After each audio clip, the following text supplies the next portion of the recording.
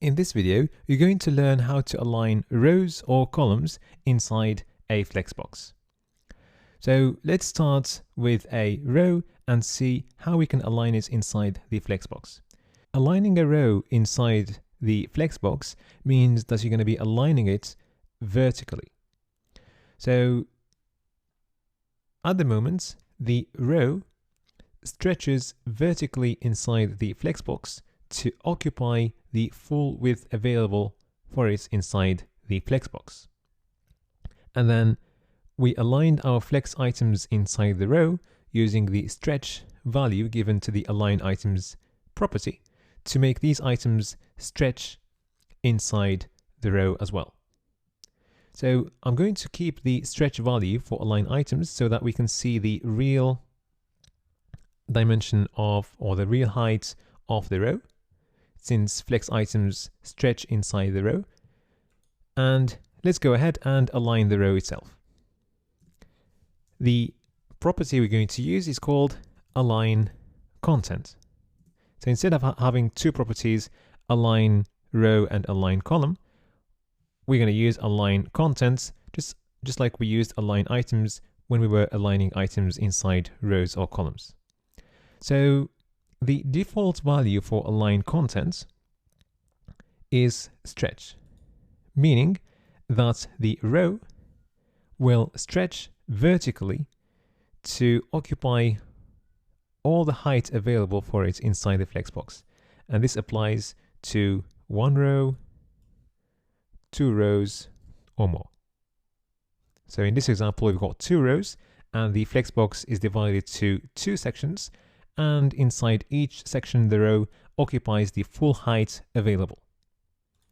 All right, now let's try another value, which is flex start. Now the row is going to be pushed to the top of the Flexbox. All right, and if you've got two lines, they will both get pushed to the top of the Flexbox. And the flex items inside those rows are just going to follow the dimensions of those rows because we set the align items property to stretch. And we're going to keep it like that just for simplicity. Okay? So again, the rows are pushed to the top and they will shrink as much as possible to fit the content of their inner flex items. Now you can also push them to the bottom using flex end, or center them using the center value. So now they are centered vertically inside the Flexbox. Another important value to try is space between. And this one will create spaces between the rows. And you won't have spaces created at the top or at the bottom. To make things clear, let's add more items.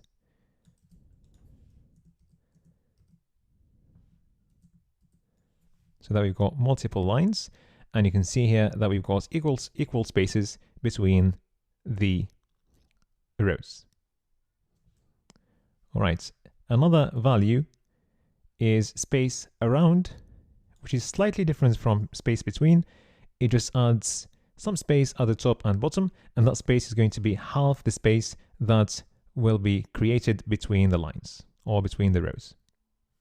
All right, now if we change the flex direction to column, then using the align content property, you're going to align columns horizontally across your Flexbox. So in this scenario, we are creating spaces between the columns and on the left-hand side and right-hand side. All right. And the width of the columns is going to shrink as much as possible to fit the content of the flex items inside it. And then since the flex items stretch inside the columns, they will just stretch to occupy the same width inside the columns. Now let's center these columns horizontally inside the Flexbox using the center value, like that. Now if I go back to the Align Items property and I set it to center as well, then this time the Flex items won't stretch inside their corresponding columns, but instead they will just occupy as much width as they need to fit their content. Okay? So now let's go back to the stretch value and let's push the columns to the left using Flex Start, or to the right using Flex End. All right, now let's go back to the row direction and set the Align Content property to center. So hopefully this gave you a good understanding of how to align rows or columns inside the Flexbox. Now let's go back to the HTML content and just remove the extra items. Now let's have a look at the size of the flex items inside our Flexbox. If we reduce the width of the Flexbox, then we can see that we're getting some extra lines created, but we get all these extra spaces all the time. Now, we need to find a way to resize these flex items so that they become flexible, meaning that you may decide to make them occupy equal widths across the Flexbox, or you can decide to make one of them flexible while the others keep their minimum width, and that's something you're going to learn in the next video.